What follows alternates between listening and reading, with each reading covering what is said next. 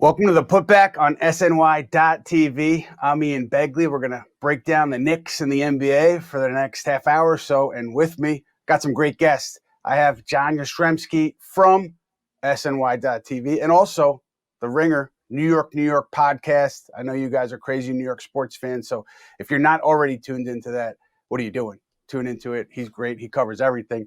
We have Joel Abelson, worked for the Knicks for about 7 years, Westchester Knicks, also coach in the G League, a long time in basketball, and now he's going to venture out to a different lane. He's going to tell us about that later in the show. I'm excited to hear about it, but Joel can give us a lot of perspective about front office and how, the game is viewed also from the coaching perspective. So looking forward to getting into it. Knicks coming off of a bad home loss to the Washington Wizards, weren't really competitive for most of the game, lost Mitchell Robinson early on, and things kind of devolved from there.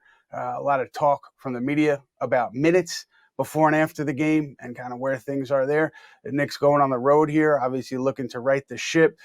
They've had a lot of success overall lately, I believe 15-8 since they changed the rotation, inserting Deuce McBride and getting Derrick Rose, Evan Fournier, Cam Reddish out.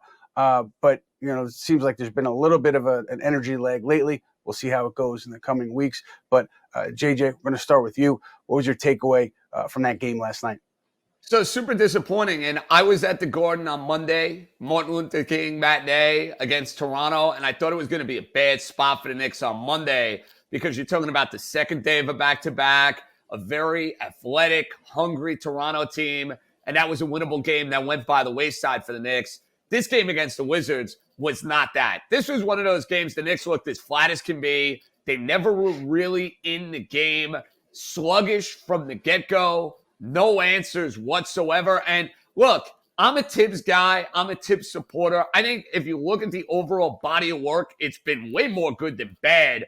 Especially, you guys know this. You guys have seen the coaches and the track records and the losing that's been with the franchise before Tom Thibodeau came into the organization, but they need to get more answers than guys outside of the big three. And I know he's mocking the minutes police thing, and I know that's becoming a big, topic of conversation on Twitter, and Knick fan is very upset about it, and they want to see some more guys emerge within this rotation. But fellas, this is going to end up biting this team in the butt. You're playing an 82-game season. Guys are going to wear down. Julius Randle, Jalen Brunson, for as good a basketball as they have been playing all year, you're giving them this amount of minutes. I want to see what they look like come March, come April, and if the Knicks are lucky enough to be in the postseason. And I think this game against the Wizards and the no-show that you got is kind of a warning sign of what can happen down the road in this season if the Knicks do not get more answers coming out of the back end of that rotation. Yeah, I wonder, too, about where it goes from here and how it impacts also what the Knicks do at the February trade deadline, because if Tom Thibodeau, obviously he's found something that he likes a lot and the results are there, right? The record is strong with this 9-man rotation. I know guys have been in and out of the lineup with injuries, but overall, the numbers are good. And so I don't think Thibodeau would go away from the 9-man rotation. I don't think he would expand it to include another player to give one of the starters fewer minutes. So I think it's about, do you add a bench player via trade to change the rotation and to bolster the scoring maybe? But, it's just going to be interesting to see how the Knicks approach February now with this set rotation in mind. And, Joel, you watch the games and you know how long an 82-game season is. When you watch these Knicks, do you see any impact of the minutes that the stars are playing lately on the floor? I think throughout an 82-game season, there are going to be ups and downs. To JJ's point, they need to get more from other people besides their big three. The thing that stood out for me last night, though, was just the Robinson injury early in the game. He's been their defensive anchor throughout the season. And while they're not getting great production numbers-wise from him, he anchors everything they do on the defensive floor. Defensive end of the floor. He rebounds down the stretch of games to put games away. All the little stuff. He has a key box out. He challenges a shot at the rim that might go unnoticed on the stat sheet, but really makes a difference in if you win or lose a game down the stretch. All of that stuff, they're really going to miss. Can they pick up some production from Hartenstein and Sims? That is yet to be determined. I mean, I like Sims. I think he's athletic. I think he's done some good things in limited minutes, but he's not polished. And we all know, we've watched Tibbs teams enough. That's not a guy that Tibbs trusts, down the stretch of games.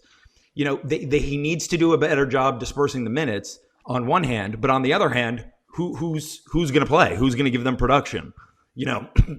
They're seventh in the East now. I've been on this show a couple times. I just don't like when we talk about expectations. This is about on par for what we thought they'd be. Which brings them into the next 3 weeks. What makes it really interesting is what they do at the trade deadline. They have pieces, they have picks that they can move, like that they had for Donovan Mitchell. And we'll see what they do. But last night, what stood out for me is Robinson and how long he's going to be out and how that's going to affect them in the short term. And if something's really wrong with that finger, then it's more of a problem for the rest of the season. Well, Robinson, the latest is we should have something definitive today because he was going to undergo more tests before the team left for the road. More tests usually means an MRI, and that should tell the tale of how bad this thumb injury is.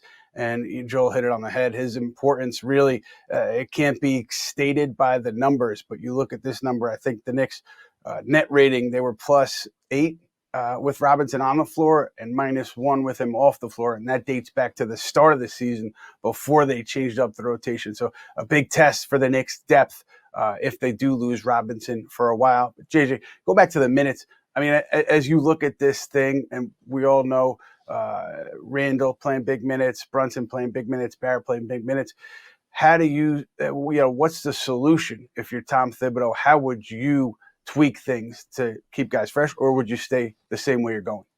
So that's the double-edged sword, right, Beggs? Because in order for this Knicks team to be successful, you need those big three logging a good amount of minutes. And I think the positive attribute to two of these three guys, R.J. Barrett and Jalen Brunson, I think embrace the idea of playing a ton. And I would even say Julius Randle loves the idea of playing a ton. But I'd be more concerned about Randle. The big man logging the minutes, I think it takes his toll on the body. I really do. Jalen Brunson's one of those guys I think he wants to be on the floor at all times. I would say the exact same argument about R.J. Barrett.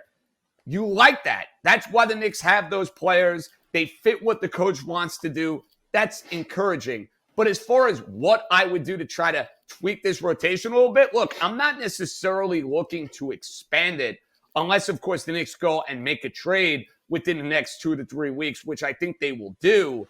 But I think it's getting more out of the guys who are a part of the rotation, who maybe aren't playing at their best right now. And I think the guy you look at is Toppin. I know he's coming back from the injury. He's shown glimpses in the past. If you could get better quality play and more minutes out of Obi Toppin, it really helps things out. The issue you've seen, though, guys, you have Toppin alongside Julius Randle. It's just a clumsy fit. That's just all there is to it. Like, I know the Knicks have tried to get these guys to play together. I know they want to have them on the court at the same time. It just doesn't work. It kind of reminds me in many ways of when Amori and Carmelo used to play together. And it's a much different conversation, obviously, talking about Obi Toppin and Julius Randle, Carmelo Anthony and Amori Stoudemire. But it just kind of feels like these guys work better when they are not playing together for whatever the reason. But getting more out of Toppin and getting better minutes and more minutes out of him, I think would help this rotation a little bit. I really do. Joel, you've coached, you've scouted, you've been in front offices. What's the fix? Is there a fix? Does something need to be fixed if you look at this thing long-term going into March, April, and into the play-in tournament or the playoffs? Yeah, I mean, I like what JJ just said. Like the Randle-Toppin mix hasn't looked good up to this point. But, we always say, like, if you're unhappy or something looks a certain way, just wait, because you're going to get an opportunity to see it again or to get your opportunity to play more. Again, like it just comes back to me, what are they going to do going forward? There isn't much that they can do with this group that's going to look materially different from my perspective. They're going to be a few games over 500. And it's just a matter if you're going to go big fish hunting or if you're not. There are teams, Minnesota with Towns, Washington, you could call on Beal. I'm not even sure he's the best player on that team anymore. Sorry about that. It might be Kuzma. And then, Atlanta, who knows what's going on there. And there are other teams too that they could call. And, we'll see what they do going forward. But the expectation for me, this isn't a team that's 15 games over 500 at the end of the season and, a home court playoff team. That was never the expectation. And I think anybody who thought that was being unrealistic. No, expectations certainly matter, and I think I agree with you. If this was the end of the season, the Knicks were 3 games over 500, to me, that they had met expectations, and I think that's also how everybody making the decisions over there would feel about it. I think Leon Rose, Tom Thibodeau would be happy, and they would get the offseason and roll into next season, and there would be no, danger of anybody losing their jobs if they finish this way. But I think, you look at the trade, like the landscape here, I think you're still sorting out buyers versus sellers. And if you're the Knicks, I think particularly Tom Thibodeau, he's got a voice in the organization. He's going to want, I would assume, to make a move to bolster the bench if there's a trade that's going to be made. I'd be surprised if the Knicks went big fish hunting because they're meeting expectations. There's no reason for them to blow up a roster and make a huge move. I think, with Chicago, I think there was a little bit of dialogue probably weeks ago at this point about Zach LaVine and where the Bulls were with it, and the Knicks talked internally about it. So, but I don't get the sense that there's any momentum there at all at the moment. Let's see where we are in a couple weeks. So I think the more likely move is something on the margins. I know my buddy Mark Stein reported that the Knicks had interest in Reggie Bullock, obviously Tom Thibodeau favorite, Cam Reddish being in the mix there. Just around the league, I'd be surprised if the Knicks were able to get a rotation player back for Cam Reddish. If it's just Cam Reddish going out in a trade, I'd be really surprised because the Knicks have talked to teams about just getting a second rounder back and then I know some people in the organization want to find a good spot for Cam Reddish because they feel badly about how things have gone here since they've traded for him. They want to find a good spot for him as he enters restricted free agency. Joel, Cam Reddish, what do you think his value is on the market right now? Is it a second rounder? Is it more? Okay, so I mean, he hasn't played in a month for a 500 team, and it's his second team. Not to say that he can't get better and that somebody might not have interest in him, but the idea that that anybody in this league would trade a first round pick for him, maybe that happens. I would be surprised. And you're not always surprised. You're not easily surprised in this league. That would surprise me. I mean, it's more of an add-on throw into some other deal as a salary filler, or somebody wants to take a flyer with a good team with a second round pick, or not even a good, or maybe a bad team with a second round pick, something in the second round at the very most. Yeah, Cam Reddish strikes me as one of those guys that's just never going to click for whatever the reason. He's got talent. He's clearly got ability. But this is now the second organization where a team, after a short amount of time, is basically looking to move on. So you can't expect much back. The Knicks rolled the dice a year ago. Didn't end up working out. Tough to kill the organization. That's the sort of move you want to see them make. They have a lot of picks. They have a lot of ammo. And listen, Ian, you know the trade market better than I do. We talked about this with this Wizard game, and I'm glad that you guys hit on it when it comes to Kyle Kuzma. He'd be the perfect fit for this team. I mean, I don't know if you would say that's one of the quote-unquote big fishes out there. I don't know if it's going to take – I don't know what it's going to take, quite frankly, to go and get Kyle Kuzma. I think that's the sort of guy, though, Beggs. You put him on this Knicks team, it provides a lot of what they are lacking from the wing, being able to shoot it, being able to play defense. Kuzma would be a great fit. Bradley Beal in that contract, no thank you. If there's somebody I want from Washington, Kuzma is the guy I want. Well, for Washington, I think the choice that they have to make, maybe it's not even a choice, but are you comfortable paying Kyle Kuzma? Are you comfortable paying Kristaps Porziņģis, who has an option and could be a free agent this summer? Kuzma, teams believe he's going to command around $25 million a year. And so if you're trading for Kyle Kuzma and you're the Knicks, are you ready to commit that money? I do not disagree with you at all, JJ, about how he could help this team, but you commit $25 a year to him. You've got Julius on the books. You got Brunson on the books, you got Barrett on the books. You're not leaving yourself a lot of wiggle room salary-wise, particularly when you think about Emmanuel Quickly and Obi Toppin extension eligible this offseason. So it's a big move, but certainly could help them in the here and now. And the Knicks, since Leon Rose had taken over, going back to that first trade deadline where he was not officially taken over, but he was, everybody was listening to him as they went about their business at the trade deadline. There was interest in Kyle Kuzma back then, and he's playing just really well right now. I don't know if the fit's there financially, even basketball-wise. Does he overlap too much with the players you have here? But certainly he can help you if you put somebody on the bench. You brought him in as a starter. You took him off the bench. He's going to help you. He's playing really well right now. Joel, Kuzma fit on this roster. Do you see it? Yes or no? Yeah, I mean, I think he fits great. I mean, they were talking about moving RJ potentially or not. I think Kuzma's an upgrade at that position for sure.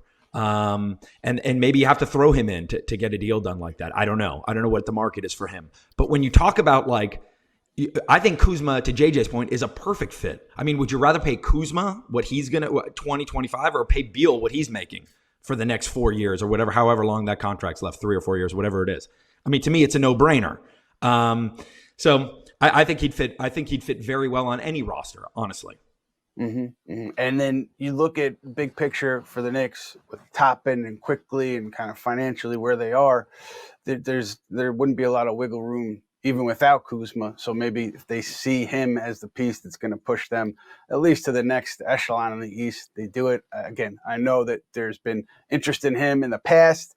I think Washington, they've told teams that they're comfortable with paying both those guys, but we'll see what happens here at the trade deadline. JJ, put your GM hat on for a minute here, and I want to know, what are you doing at the trade deadline? First of all, do you think this team has met expectations to date?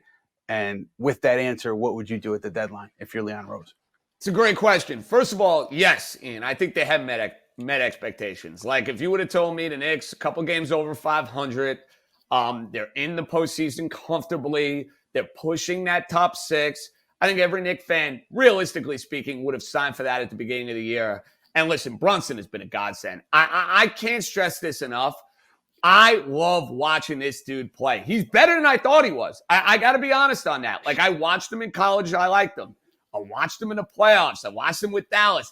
Liked him. When the contract came out, see, this is what I have to get out of my head.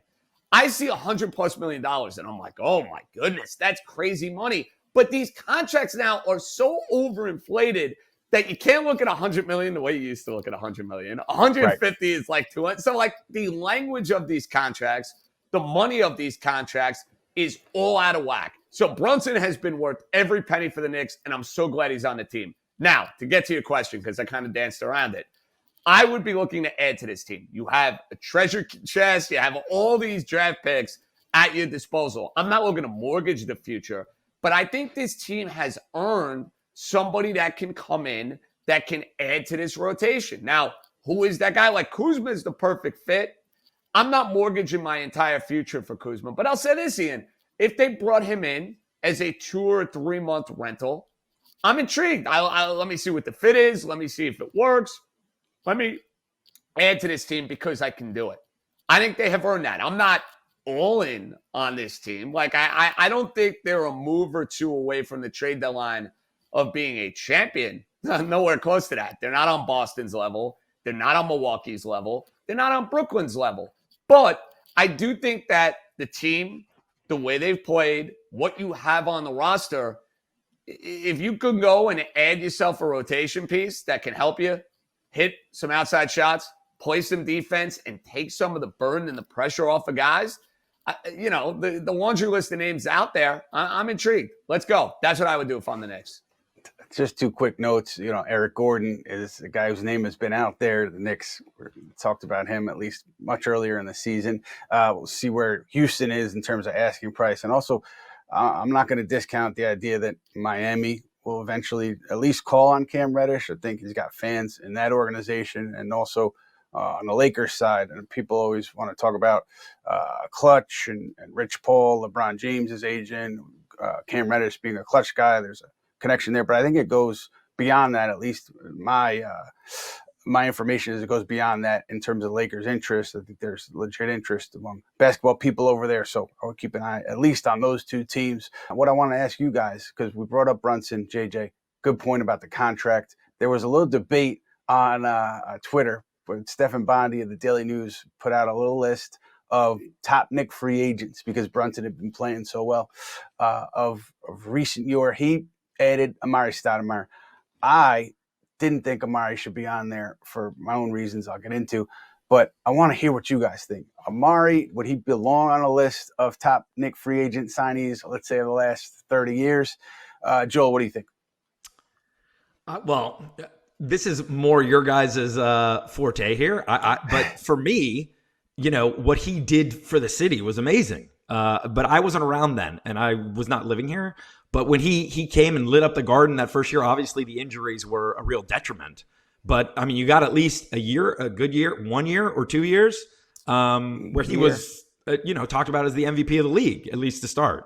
But I would defer to JJ, honestly. JJ, where are you on this, bro? Okay, I want to hear you. So I'm very conflicted. Ian, you remember it well, summer of 2010, the Knicks could not walk away empty-handed that offseason. They had to do something.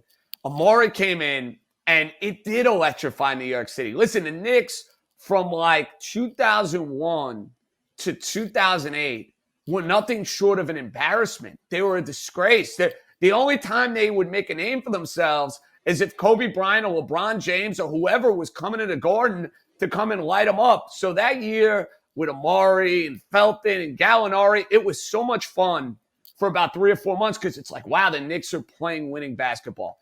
I'll put them on the list. However, and I think Ian knows this very well, this is where the Knicks got it wrong, and I can't believe I'm having this conversation today. They had that amnesty.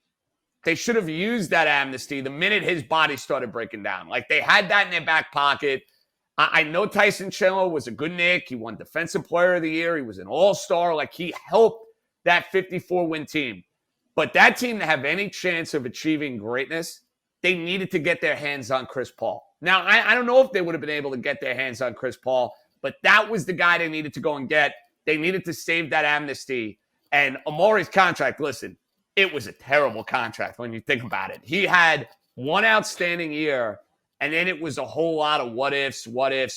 So, yeah, I get why Ian didn't want to put him on that list of top Knicks free agent. But the problem is, Ian, they haven't had a whole lot of good signings over the last 30 years, man. Yeah. So, when a guy makes an all-star team and, kind of takes over the city for at least a year, I kind of got to give him that. That's how low the bar is, It's fair. It's a short list. There were definitely signings late 90s that I would put on the list. Maybe this is kind of crazy because it was such a short cup of coffee. But the Jason Kidd signing, I think he was so key to that. He was terrific. He was terrific. That I think you can make an argument for him. Anyway, we're gonna go one other step back with Knicks nostalgia here. Kristaps Porziņģis was in town last night, and he had a very strong game for the Wizards. We were talking to him afterward. He said that the boos weren't as bad as he expected them, or maybe they're getting a little better over time. He thought that maybe some Knicks fans were starting to forgive him. He said people in the arena talked about him re-signing with the Knicks. Some of them had his jersey on. He got a warm reception. And also, he reiterated that he felt like he didn't handle the trade well at all. He talked about the dumb tweets that he put out, and he felt like he mishandled it. So, more, I guess, contrition from Porziņģis about how their side handled things. He handled things in the trade. I'm sure the Knicks would have done some things differently as well. But Porziņģis, generally, JJ, what do you think of him talking about the Knicks and the idea of him kind of not apologizing, but just saying he made mistakes back then?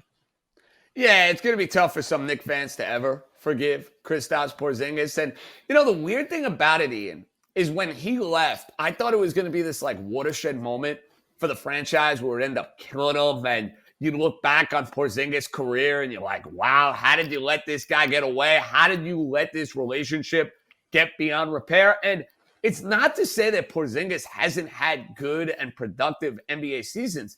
He has. I mean, he's been an all-star. He's playing well with Washington this year. But he's not one of those players that you look at now and say, wow, man, how did you let him get away? Like, he's had a fine, solid, quality NBA career. Like, to say he's had a lousy NBA career would be ridiculously unfair. But Beggs, I don't think he's lived up to the billing of what I and some Knicks fans maybe thought he was going to be when it looked like he was on that ascent. Does that make sense? So, like, I don't look back on it now and have like this feeling of animosity saying, man, I can't believe this guy got away, or I can't believe he did us like that. He's a good NBA player, but like, he's not the make or break NBA player that maybe I thought he could have been. Joel, I need you on this because you were there. You're in the building. The Porziņģis trade, I guess we're years removed from it. How do you look at it? So I think two things can be true at once, right? To JJ's point, you thought, if you're a fan, that this is something you're going to really look back on and bang your head against the wall for years to come. There were concerns within our building about the longevity of his career and how likely he would be to stay on the court for 82 games a year for 15 years. And that has borne out to be true. When he's on the court, he's very productive. He has never been able to stay on the court long enough, though, to really ascend and really improve and really find his niche. Will that happen going forward? I don't know. Time will tell. The other thing that can be true, though, is that the league, and Ian, I know that you know this, the league at the time did not know that Porziņģis was available. The Knicks took the first offer that they got. Turned out to actually work out pretty well. But that doesn't get them off the hook for organizational malpractice. Maybe I shouldn't be saying that, but the truth is the truth, okay? We could have canvassed the league. There would have been many teams that would have offered more, presumably. I don't know that for a fact, but about the other teams offering more. But I know that teams around the league were not pleased that they didn't even get a chance to put together an offer for Porziņģis. At the time, was thought of very highly, much more highly than he's thought of now, if you remember. Yeah, certainly. I mean, yeah, I heard the same in terms of teams being surprised and teams feeling like they didn't have a chance to put their hat in the ring for the trade. Maybe the offer could have been better. Obviously, it's years later now, and the Knicks haven't ascended to a championship contender. Now there's Dallas. But Joel, you were a truth teller. We appreciate you. I call you Honest Abe because you always tell the truth. And Thank you have something that you want to share with the audience about your next venture. What's going on with you? I appreciate you giving me the opportunity to come on here and promote this. I'm starting a podcast. It's called If You're Fat, ... Lose Weight. A common sense podcast about common sense topics for common sense people. We drop the trailer on Tuesday. We drop our first episode tomorrow. We're going to go Tuesdays and Fridays. Tuesdays will be a long form episode about something that interests me, a topic. First one will be race. Second one will be addiction. Third one, sexuality and religion. Not really the Knicks, but maybe somebody will listen. And then on Friday, we're going to talk anything topical that's going on, from sports to politics. Tomorrow is with one of my friends who is a character of characters, and we're just talking about the NFL games and his life as a faux celebrity traveling around on other people's yachts and private planes, and how he does that, and who he's rubbed shoulder with, and why he loves Jerry Jones, et cetera, et cetera. It's just, you see the fat heads in the back. It's all for fun. And I hope people tune in. And if not, we've lost nothing. You got a listener. I'm in. JJ, we'd love to have you on, I'm sold. Ian, too. We're just not trying to get anybody fired. So, I don't hold back. Anything that I feel like I'm going to say, I'm going to say. If you're fat, ... lose weight. Can you say that in today's day and age? I don't know. But I mean, you just did. I don't know why that would be controversial, but maybe not. Maybe we're going to get canceled before we start. But thank you very much for letting me come on and promote that. I'm listening. And also, you have to be listening to JJ's podcast. Please. New York. I'm sure you're already listening. It's great because you're a New York sports fan. He covers it all. Great insight from himself and from his guests, every angle. So please, you got to be locked in there too, on the Ringer. You see JJ on SNY.TV all the time as well. We appreciate both of you guys coming on very much for the Putback. We will be back in 2 weeks, February 2nd, another live episode as we get closer to that February 9th NBA trade deadline. So Come back with us then. We'll have plenty to talk about, and we look forward to seeing you then.